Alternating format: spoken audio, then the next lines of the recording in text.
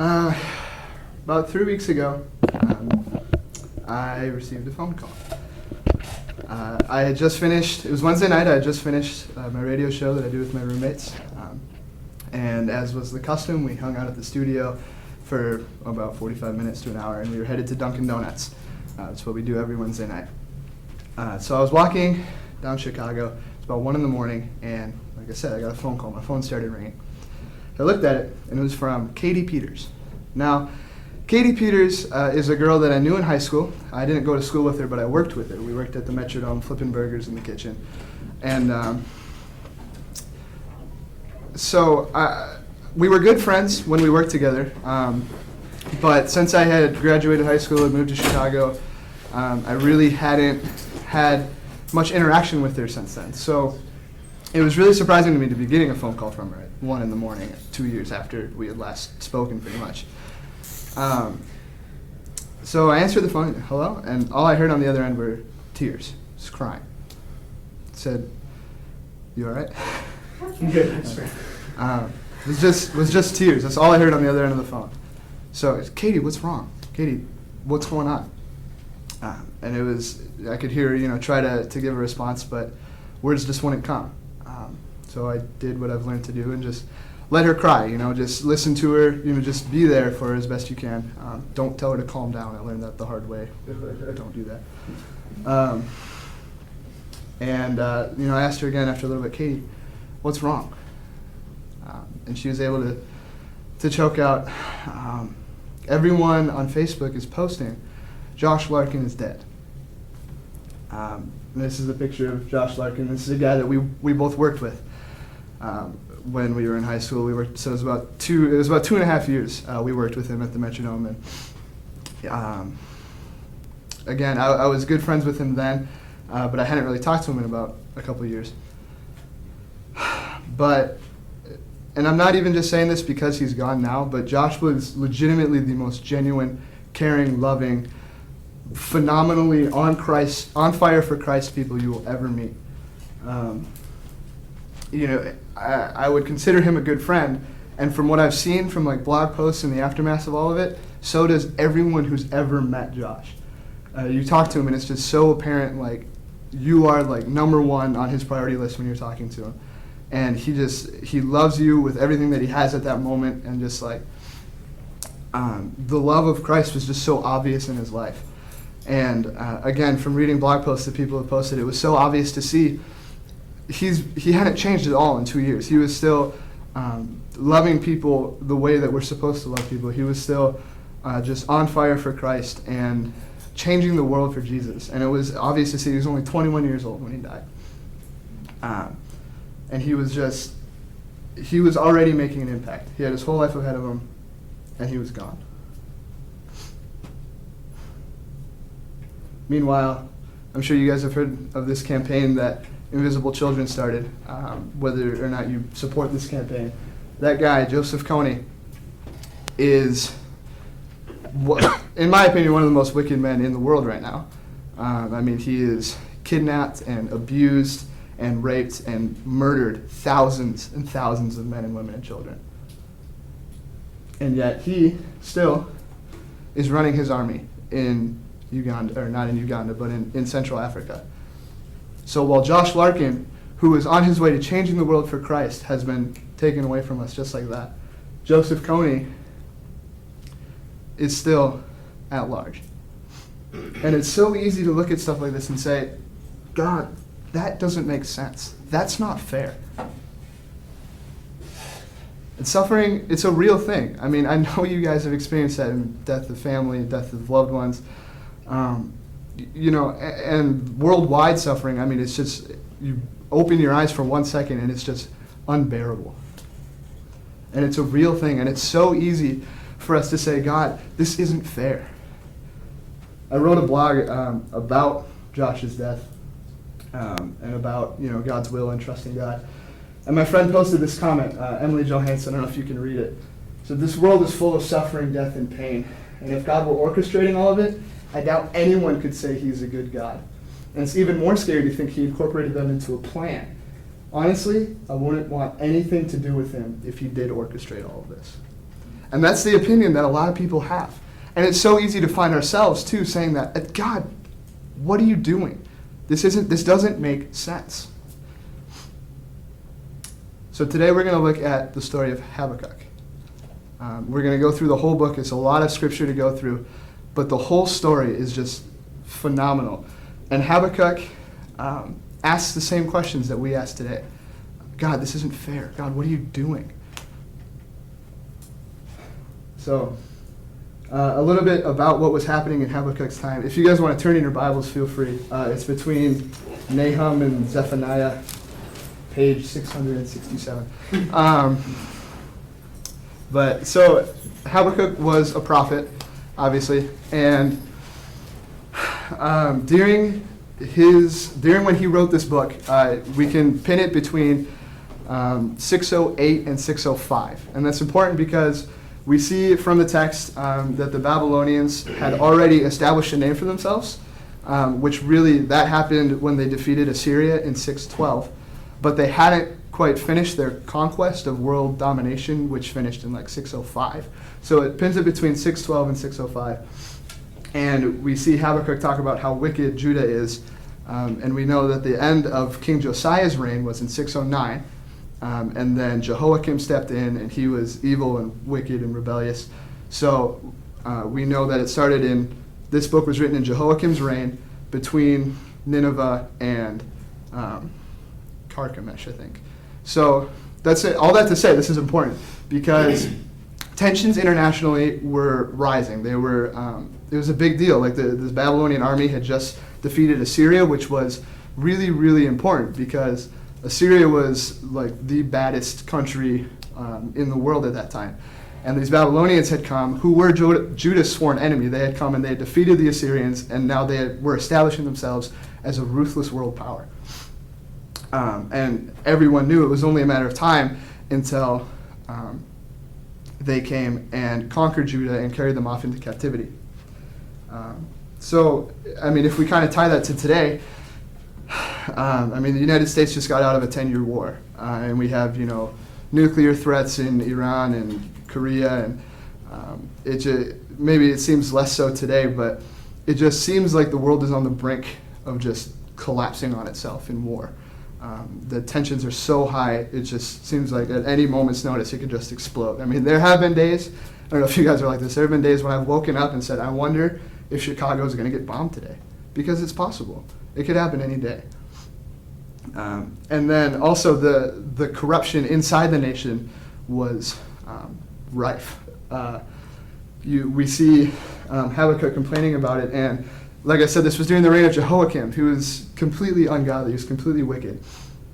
And idolatry reigned supreme, justice was perverted, what was bad was good, what was good was bad. It was nasty, it was bad, it was filthy.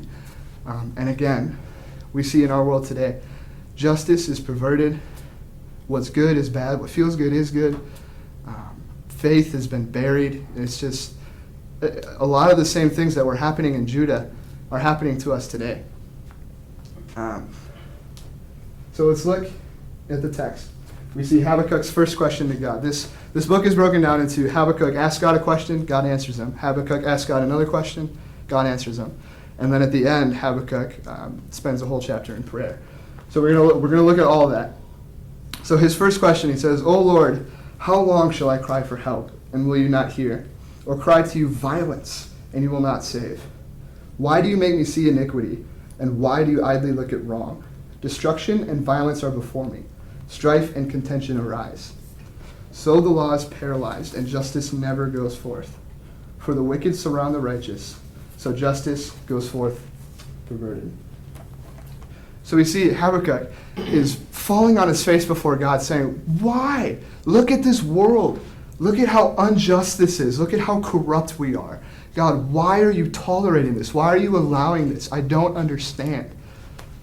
And in the same way, godly men and women today, even us, are saying, God, why? What are you doing with this world? Look at how corrupt it is. It doesn't make sense. Do you even care?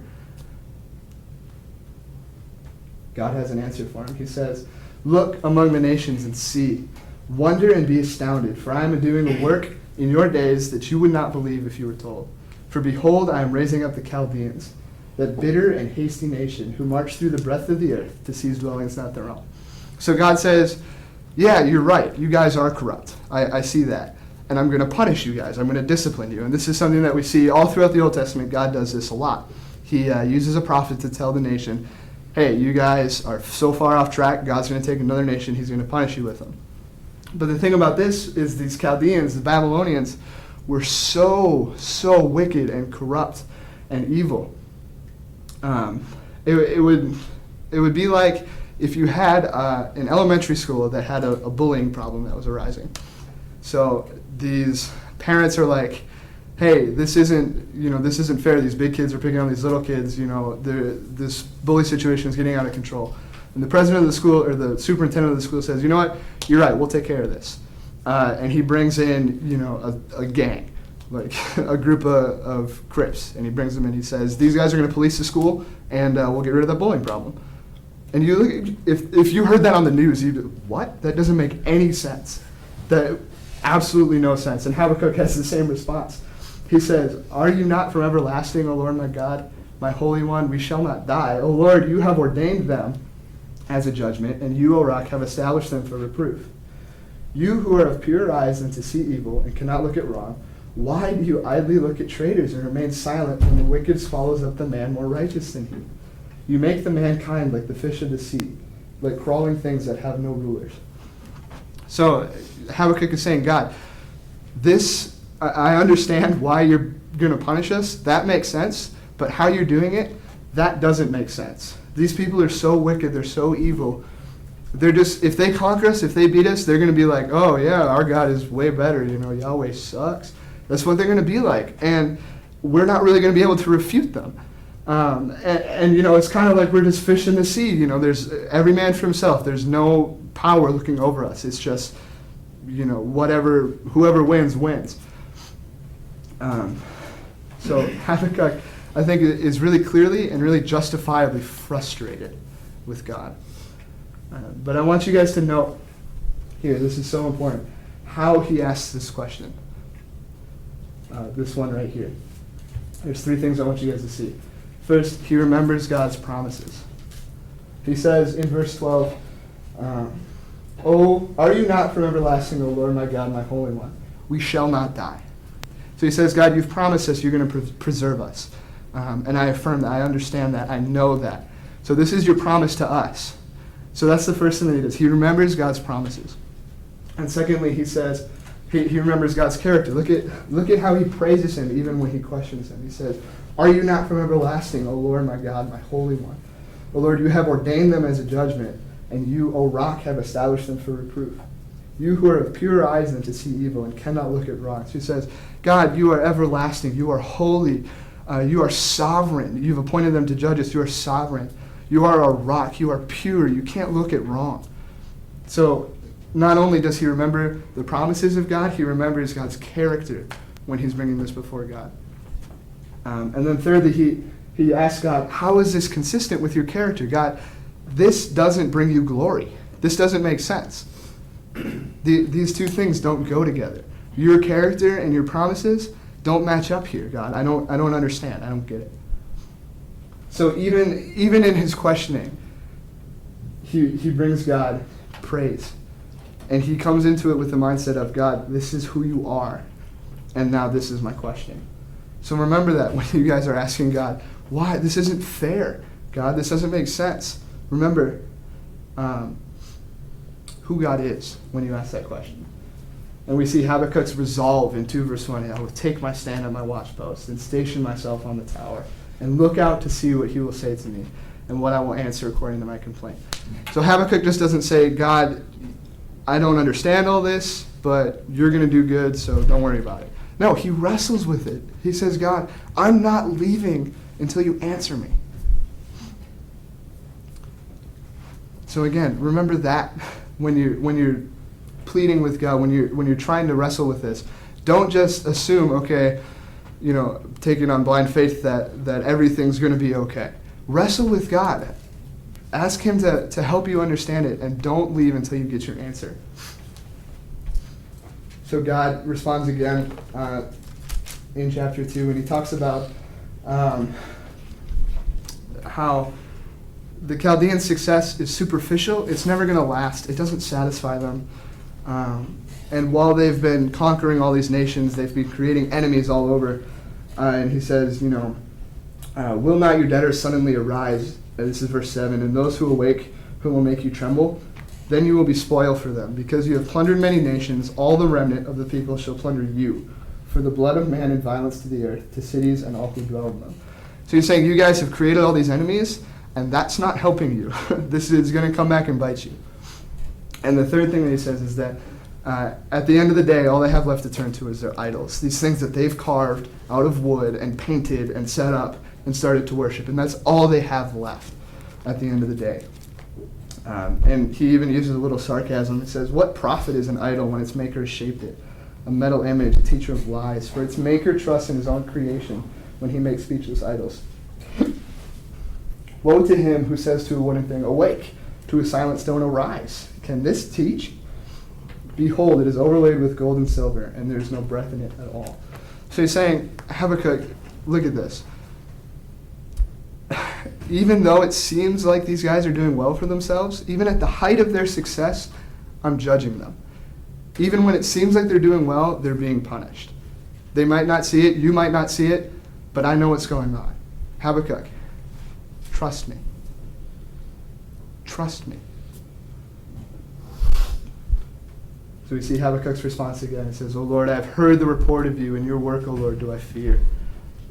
In the midst of the years, revive it. In the midst of the years, make it known. And in wrath, remember mercy. So Habakkuk says, God, I do trust you.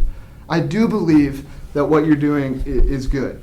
Okay, I get that. Now, can you do it now, please? Just get it over with, God. Bring this punishment now. And so he's moved from, God, this isn't fair, this doesn't make sense, to, okay, now I trust you, but can you still do it my way? And we see God's response. I don't have it up here because it's really long, but he gives them this whole vision. This is Habakkuk praying, but he's getting a vision from God where he sees God's power and omnipotence shown throughout history of, from the flood to when Egypt was conquered in the book of Exodus. And we see God's power just on full-on display. And it has such a profound effect on Habakkuk. He says, I hear and my body trembles. My lips quiver at the sound.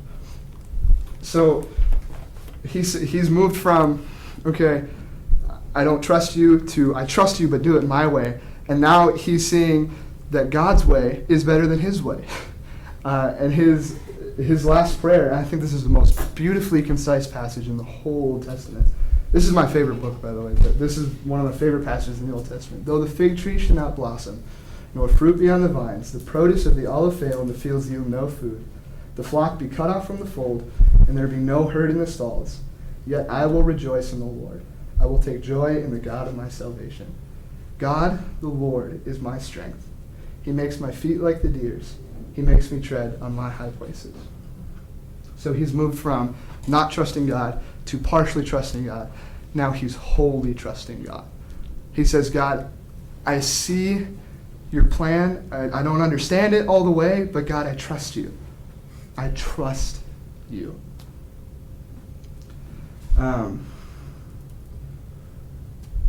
That's what God tells him. I mean, you look throughout the whole book, he says, Habakkuk, I'm going to do this. Just trust me. Habakkuk, I'm going to do this. Just trust me. Habakkuk, trust me. Trust me. I'm still trying to figure out why Josh died. I don't get it. It doesn't make sense to me. He was going to change the world. But I know God is saying, Sean, trust me. Trust me. This summer, I have an internship lined up at my church, but I need to work in order to get money to come back to school. And I've already had 3 places tell me, oh, sorry, your hours with this internship clash with our hours. We can't hire you. So, God, I don't get it. This doesn't make sense. What are you doing? Sean, trust me. Trust me. So I don't know what it is that you guys are struggling with. Maybe your dad is sick. Maybe your friend just died. Maybe stuff with the summer stressing you out. But I do know God is saying, trust me. Brandon, trust me. Caleb, trust me. I want to end with this clip.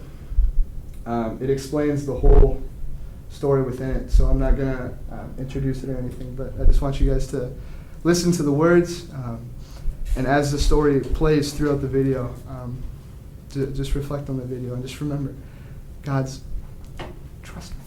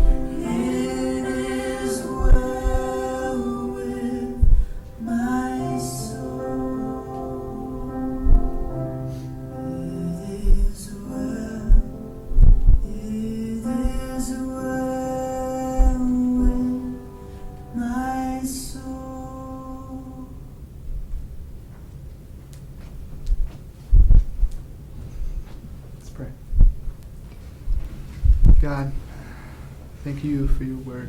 Thank you for who you are. We love you. Help us to trust you more.